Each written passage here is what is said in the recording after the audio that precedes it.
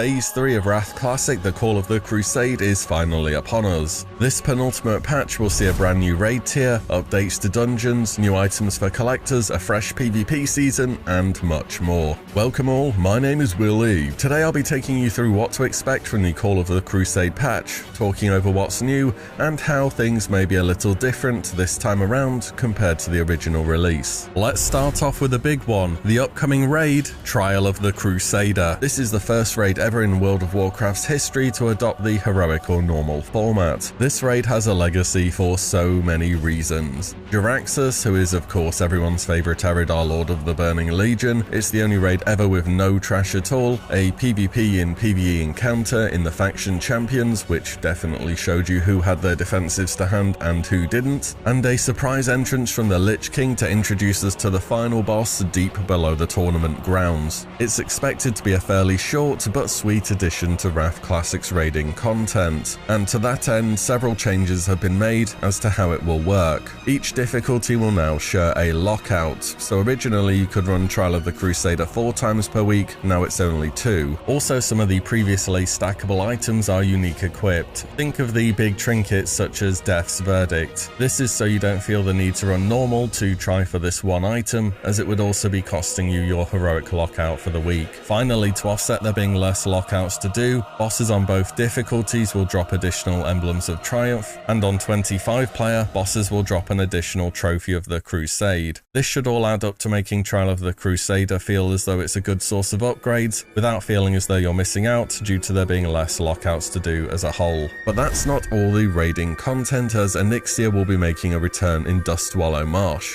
Originally she was brought back for WoW's 5-year anniversary event, but this time we'll be making a return alongside the Call of the Crusade patch. A new feature here is an NPC called Zidormi who resides outside of her lair. She will allow you to toggle between the old level 60 version of the encounter and the newer level 81. And this time around you don't need an attunement as you did in vanilla, so don't worry about that. The fight itself, however, is very like it was in vanilla. Apply dots, more dots, handle many whelps, and see who can dodge a deep breath. Onyxia will drop items very reminiscent of her vanilla drop table, but with updated itemization for Wrath Classic. If you're particularly lucky, you might even see the reins of the Onyxian Drake. This super rare mount has the same model as Onyxia herself, and boasts a premium 310% flight speed. Finally, raid-wise, the Vault of Archivon gets a new addition, Corellana the Flame Watcher. He will drop Tier 8 PvE gear and Season 7 PvP gear.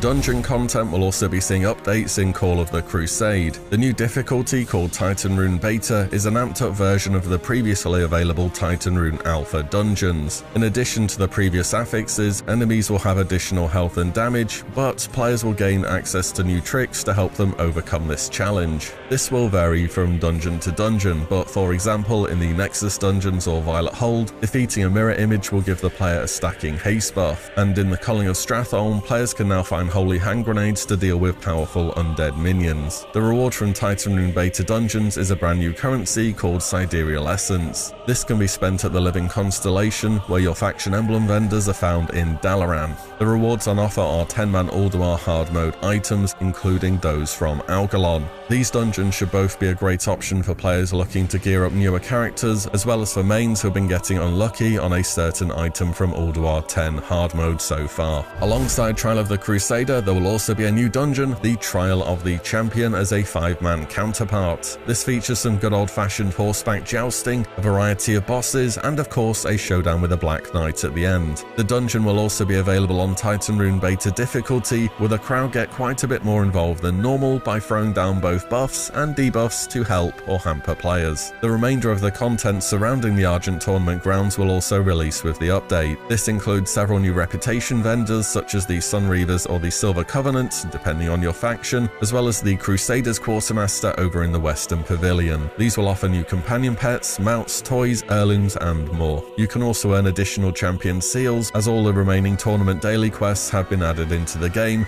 so you can work towards various rewards that little bit faster. Another new feature to expect in the patch will be the inclusion of epic gems. These provide better stats than the rare quality ones, and should be something you look to place in your new gear where possible. Fortunately, there are are many ways to get your hands on these gems, so however you like to play the game, you should be able to pick some up. At 450 alchemy skill, you can transmute a rare gem and an eternal into an epic gem once every 20 hours. There will also be a new quest at the alchemy shop in Dalaran just called Cardinal Ruby, where after doing 5 of any other epic gem transmute, you will learn how to transmute Cardinal Rubies. These are the red gems and they're going to be in really high demand. At 450 jewel crafting, you can prospect titanium ore. This will give uncommon and rare quality gems, titanium powder, which you can trade in for Dalaran jewel crafters tokens, and of course a chance at epic quality gems. Epic gems can be exchanged for 10,000 honor if you're more into PvPing for upgrading your gear, or you can exchange emblems of heroism for epic gems. The single color gems cost 20 each and the dual color 10. You can downgrade your emblems at this NPC in Dalaran Sewer if you wish to spend them in this way, but beware because once you've downgraded, it's permanent. Finally, all the new gem designs can be exchanged for Dalaran jewel crafters tokens at the jewel crafting shop in Dalaran. They cost 4 each. A new PvP season will of course be starting, that being Season 7, which will see the Relentless Gladiators gear become available for purchase. The best players will also be able to work towards titles and a mount, namely the Relentless Gladiators Frostworm. Finally, the Isle of Conquest will become available for play. This 40 vs 40 battleground pits Alliance vs Horde in a battle for resources against one another. It has you capture strategic points on the map, as well as building various vehicles to aid you in your gate crashing of the enemy base. Or, you know, maybe everyone will just run into each other in the middle of the map and fight for the first 5 minutes. Either way, similar to Alterac Valley, the first team to reduce the other side's resources to 0 or defeat their general will be declared victorious. And that's what to expect from Phase 3 of Wrath Classic, the Call of the Crusade. Whether it's raiding, collection, PvP, or something in between, there should be something for everyone. We hope you're looking forwards for what is to come. Thank you so much for watching, and we'll see you in Northrend very soon.